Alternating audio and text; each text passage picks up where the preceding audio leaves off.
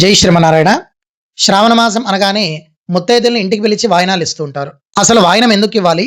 వాయినం తీసుకున్న వారు ఏం చేయాలి? ఈ ప్రశ్నలు తరచుగా చాలా మందికి వస్తూనే ఉంటాయి.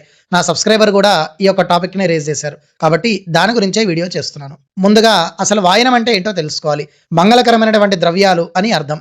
మంగళకరమైనటువంటి ద్రవ్యాలు అంటే పసుపు, కుంకుమ, గంధము, పుష్పాలు, తమలపాకులు. ఇవి మంగళకరమైనటువంటి ద్రవ్యాలు. ఈ మంగళకరమైనటువంటి ద్రవ్యాలని స్త్రీలు వారి వారి యొక్క స్తోమతకు బట్టి ఎదుటి వాళ్ళకి ఇస్తూ ఉంటారు. ఈ వాయనం ఇవ్వడం అంటే ఏదో రిటర్న్ గిఫ్ట్ ఇస్తున్నట్టు కాదు.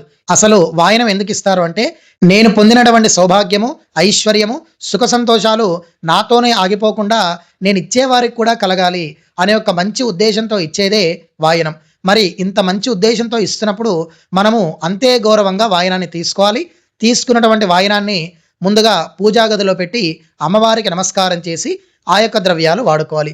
ఆ యొక్క పుష్పాల్ని తలలో ధరించి, ఆ యొక్క తమలపాకుల్ని స్వీకరించి, ఆ యొక్క పసుపు, కుంకుమ, గంధం ఏదైతే ఉంటుందో అది మీరు నిత్యం పూజలో వాడుకోవచ్చు.